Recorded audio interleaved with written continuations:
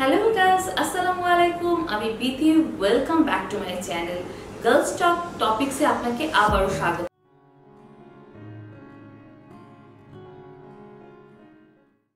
আজকে আমি কথা বলবো মাসিক, ঋতুস্রাব, পিরিয়ড, মেনস্ট্রুয়াল যে নামেই ডাকে না কেন, এটা এমন একটি মেয়েদের শারীরিক প্রক্রিয়া যেটা খুবই ন্যাচারাল আর যেটা প্রতি মাসেই আসে, অথচ এটা নিয়ে এত বেশি ভ্রান্ত ধারণা প্লাস হচ্ছে বিভিন্ন ধরনের কুসংস্কার আমরা দেখে থাকি, যেটা আসলে বলার অপেক্ষা রাখে না যে এত বেশি এটা নিয়ে কুসংস্কার রয়েছে।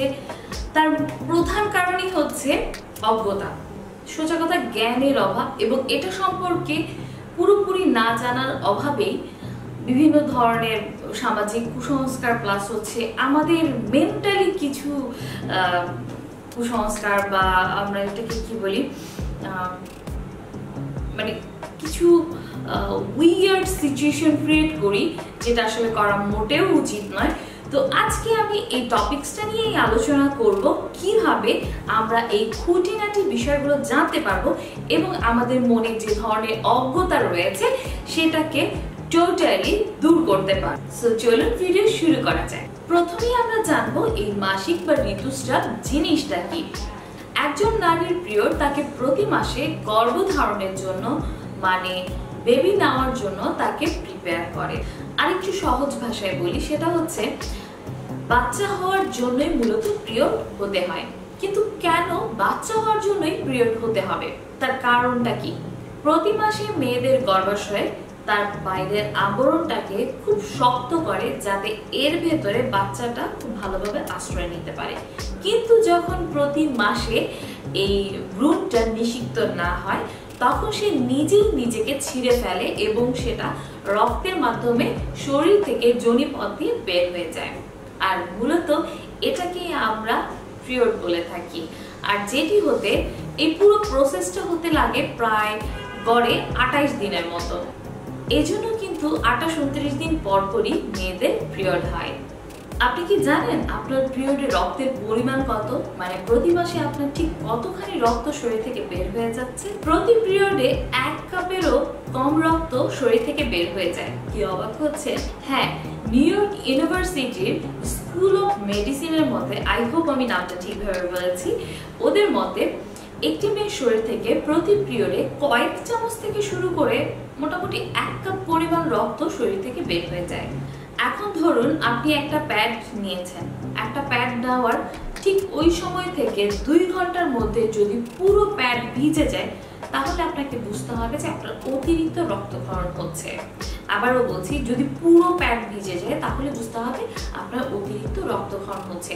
তখন আপনাকে ডক্টর দেখাতে হবে, কারণ এগুলো হচ্ছে জ্বরের মুখে টিউমার, ক্যান্সার প্লাস হচ্ছে ওভারিয়ান সিস্ট, এগুলো হওয়ার লক্ষণ।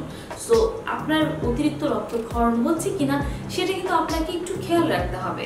আচ্ছা, আপনি তো এতদিন ধরে স্যানিটারি প্যাড বা ন্যাপকিন ব্যবহার করে আসছেন, কিন্তু আপনি কি আসলে এর সঠিক নিয়মটা জানেন যে কিভাবে এটা ইউজ করতে হয়? বাজারে কিন্তু অনেক ধরনের প্যাড পাওয়া যায়, কিন্তু যেই প্যাডই হোক না কেন আপনি কিন্তু এটা খুব লং টাইম এটা পরে থাকতে পারবেন না, তাহলে কিন্তু আপনার ক্ষতি হবে। আপনাকে প্রতি 2 ঘন্টা পর পর চেক করতে হবে যে কি পরিমাণে ব্লিডিং হচ্ছে। যদি মোটামুটি ব্লিডিং হয় তাহলে তো আপনি বুঝতে পারবেন যে ঠিক আছে, আর বেশি হলে ওই যে ডক্টর দেখাতে হবে। আর এই অনুপাতে আপনাকে প্রতি 4 ঘন্টা পর পর অবশ্যই প্যাড চেঞ্জ করতে হবে। এখন প্রতি পিরিয়ডে প্রথম 2-3 দিন কিন্তু ব্লিডিংটা একটু বেশি হয়, সো ওই সময় একটু বেশি কেয়ারফুল থাকতে হয়। কিন্তু এরপরে যখন ব্লিডিং এর পরিমাণটা কমে যায় তখন অনেক মেয়েই করে কি, যে যেহেতু কম ব্লিডিং হচ্ছে তাই সে একটু লং টাইম প্যাড পরে থাকে। যদিও প্যাড উপর থেকে হাত লাগলে বোঝা যায় যে এটা শুকনো আছে, ড্রাই আছে, বাট এই প্যাড কিন্তু একদমই পরা উচিত না, কারণ লং টাইম পরার ফলে ওই যে ভিতরে যে ব্লাডটা চলে যায় সেটা আস্তে আস্তে পচে ওটা থেকে আস্তে আস্তে ইনফেকশন তৈরি করতে পারে, জীবাণু তৈরি হয়ে যায়। মোট কথা জীবাণু তৈরি হবে এবং সেই জীবাণু আমাদের ওই এরিয়াতে খারাপ প্রভাব ফেলবে, যেটা ইনফেকশন করে ফেলতে পারে। অনেকেই কি করে, কম ব্লিডিং হওয়ার কারণে একটা প্যাড অনেকক্ষণ পরে থাকে, যেটা করা কখনোই উচিত নয়। আবার কিছু কিছু টিভি অ্যাড থাকে যেগুলোতে বলা হয় 24 ঘন্টা ইউজ করতে পারবেন, সারা রাত ব্যবহার করতে পারবেন, কিন্তু এটা কখনোই করা উচিত নয়। প্রতি 4 ঘন্টা পর পর চেঞ্জ করতে হবে।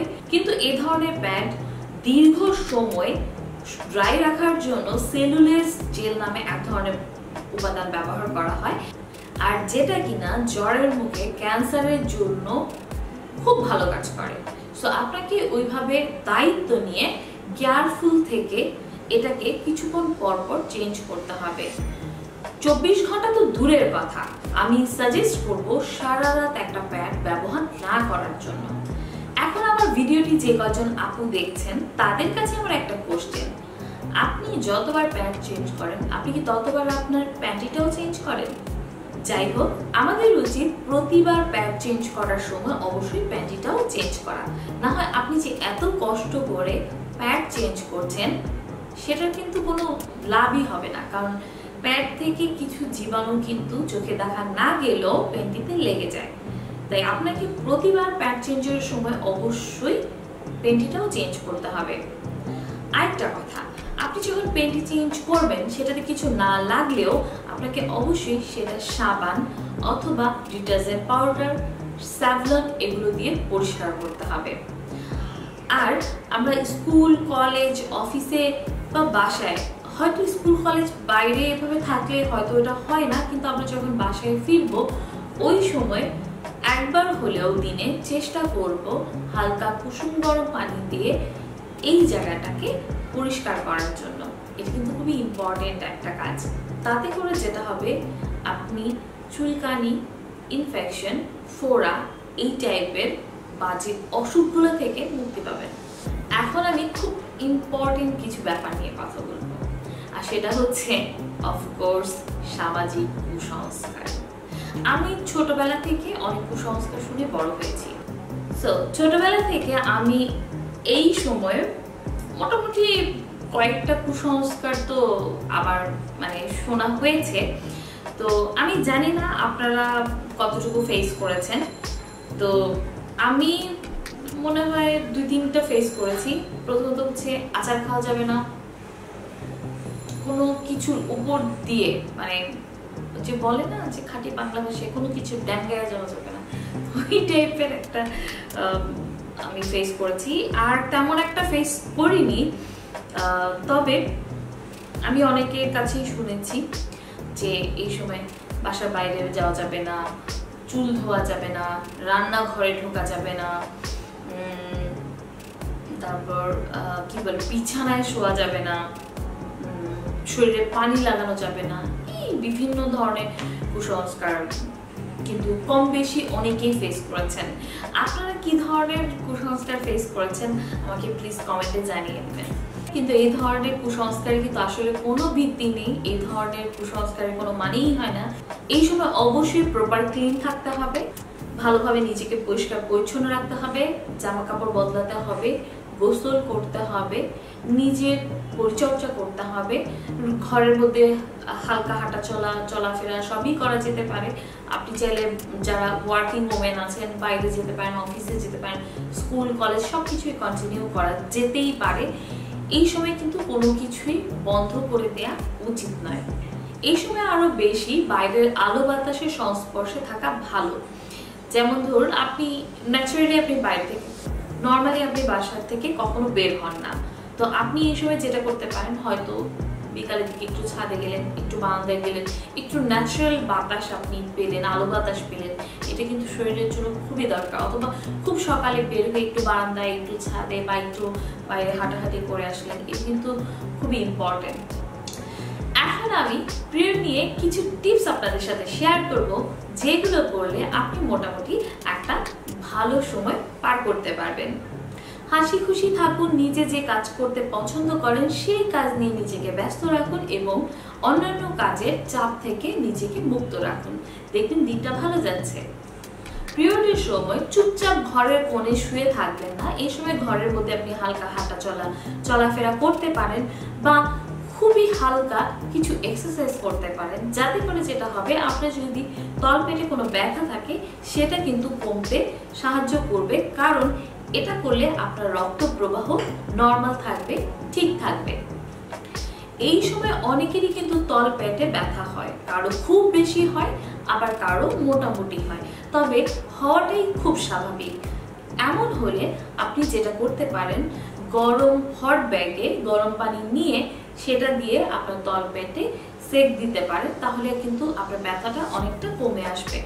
যাদের বাসায় হট ব্যাগ নেই তারা কি করবেন, তারা যেটা করতে পারেন, পানির বোতলে গরম পানি নিয়ে সেটাকে একটা টাওয়াল অথবা গামছা অথবা ওড়না এই টাইপের সুতি কোনো কাপড় দিয়ে পেঁচিয়ে সেটাকে পেটের সাথে এভাবে চেপে ধরে রাখতে পারেন, তাতে করেও কিন্তু ব্যথা অনেকটাই কমে আসবে। তবে হ্যাঁ, ভারী কোনো কাজ কিন্তু এই সময় একদমই করা যাবে না। প্রচুর পরিমাণে পানি খেতে হবে, ফলের জুস খেতে পারেন, শাকসবজি, ফলমূল এসব খেতে পারেন, তাতে করে আপনার শরীর ভালো থাকবে।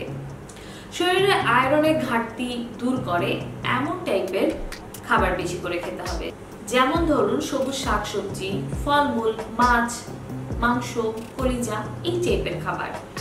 বিভিন্ন রকমের সিজনাল ফুড যেমন কলা, পেঁপে, পেয়ারা, আনারস, জলপাই এই ধরনের ফলমূল কিন্তু বেশি করে খেতে হবে, কারণ এতে রয়েছে প্রচুর পরিমাণে ভিটামিন সি, যা কিনা আয়রনের শোষণ এবং কার্যক্ষমতা অনেক বাড়িয়ে দেয়।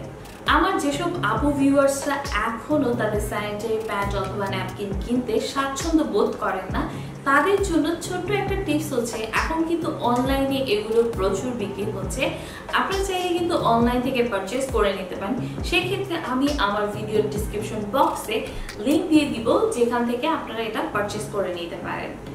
প্রতি মাসে নির্দিষ্ট সময় পর পরই একটা মেয়ের জীবনে কিন্তু এই স্বাভাবিক প্রক্রিয়াটা ঘটে থাকে, আর এটা কিন্তু মেয়েদের শরীরে সুস্থতার একটা অংশ। অনেকে আমরা এটাকে অসুখ মনে করি, অসুস্থতা মনে করি, যেমন কেউ জিজ্ঞাসা করে বলি না আমি অসুস্থ, আসলে কিন্তু এটা অসুস্থতা না, এটা হচ্ছে সুস্থতা। এটা হওয়া মানেই হচ্ছে আপনি সুস্থ আছেন, আপনার শরীর ঠিক আছে, আপনার শরীরের স্বাভাবিক প্রক্রিয়া ঠিক আছে। আর এটা নিয়ে যত ধরনের ভ্রান্ত ধারণা, ভুল ধারণা রয়েছে সেগুলোকে প্লিজ অ্যাভয়েড করার চেষ্টা করুন। আর আপনার সন্তানটি বয়সন্ধিকাল আসলে সে ছেলে বা মেয়ে হোক না কেন, তাকে এটা সম্পর্কে সুস্পষ্ট ধারণা দেবার চেষ্টা করবেন, যাতে করে সে এটা নিয়ে কোনো ভুল ধারণা পোষণ না করে, নিজের কোনো ক্ষতি না করে। প্লাস হচ্ছে ছেলেরা যাতে মেয়েদেরকে এটা নিয়ে কোনো বিভ্রান্তিকর সিচুয়েশনে ফেলতে না পারে, সেজন্য অবশ্যই আপনি আপনার ছেলে যখন বয়সন্ধিকাল পার হবে তাকে অবশ্যই, অথবা বয়সন্ধিকালে যখন সে আসবে, একটু ম্যাচিউর হতে শুরু করবে, তখনই তাকে এই ব্যাপারে একটু একটু করে ধারণা দিতে থাকবেন। এটা আসলে আমাদের জীবনে কতটা বেশি ইম্পর্টেন্ট। আর এটা নিয়ে লজ্জা, অজ্ঞতা, ভ্রান্ত ধারণা এসব নিয়ে না থেকে এগুলোকে অ্যাভয়েড করে আপনি আপনার সন্তানকে যখন সে বয়সন্ধিকালে পড়ছে তখন থেকে আস্তে আস্তে তাকে এটা সম্পর্কে বিভিন্ন ধারণা দিতে শুরু করুন, যেটা কি, কেন হয়, কি জন্য হয়, কতদিন পর পর হয়, হলে কি করতে হবে, একটা মেয়ের হলে একটা ছেলেকে তাকে কিভাবে ট্রিট করতে হবে, এই সব বিষয়ে তাকে আস্তে আস্তে ধারণা দিন। একটা পরিবার থেকে যখন একটা ছেলে একটা মেয়ে পুরোপুরি ধারণাটা পাবে, তখন কিন্তু সেই মেয়ের লাইফে খুব একটা প্রবলেম হবে না।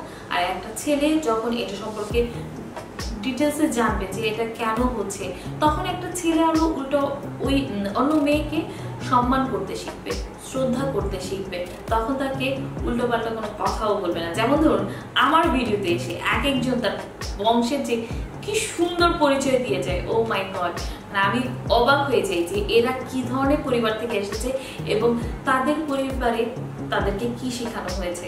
অথবা এমনও হতে পারে তার পরিবারে তাকে ভালো শিক্ষা দিয়েছে, কিন্তু সে ভালো শিক্ষাটা গ্রহণ করেনি, কারণ তার মানসিক সমস্যা রয়েছে, সে আসলে মেন্টালি সিক, সে মেন্টালি সুস্থ না, সে মেয়েদেরকে শ্রদ্ধা করতে জানে না, সে তার মাকে শ্রদ্ধা করে না, সে তার বোনকে শ্রদ্ধা করে না, সে তার বউকে শ্রদ্ধা করে না, এবং তার মেয়েকেও সে শ্রদ্ধা তো দূরের কথা। তো এই টাইপের লোকদের কথা কি বলবো, তাদের কথা আসলে আর বলে কোনো লাভ নেই। তো আমরা চাইলে কিন্তু নিজের পরিবার থেকে শুরু করে আস্তে আস্তে সমাজ থেকে এই ব্যাপারে যে ভ্রান্ত ধারণাগুলো রয়েছে, কুসংস্কারগুলো রয়েছে, সেগুলো কিন্তু আস্তে আস্তে দূর করতে পারি। সো আসুন আমরা নিজেরা সচেতন হই, নিজেরা জানি এবং অন্যকে জানতে সাহায্য করি, এবং এই পিরিয়ড নিয়ে যে প্রবলেমগুলো আমরা ফেস করি সেগুলো যাতে আর না হয়, সেগুলো যাতে আস্তে আস্তে কমে আসে, আর আমাদের মায়েরা বোনেরা যাতে সুস্থ থাকে, ভালো থাকে। ও হ্যাঁ, আমার ভিডিও যদি ভালো লেগে থাকে তাহলে অবশ্যই লাইক দিবেন, আমার চ্যানেলে নতুন হয়ে থাকলে অবশ্যই সাবস্ক্রাইব করে দিবেন, আর যারা সাবস্ক্রাইব করে দিয়েছেন তাদেরকে অসংখ্য অসংখ্য ধন্যবাদ। আর নেক্সট ভিডিও দেখার আগ পর্যন্ত আল্লাহ হাফেজ, বাই।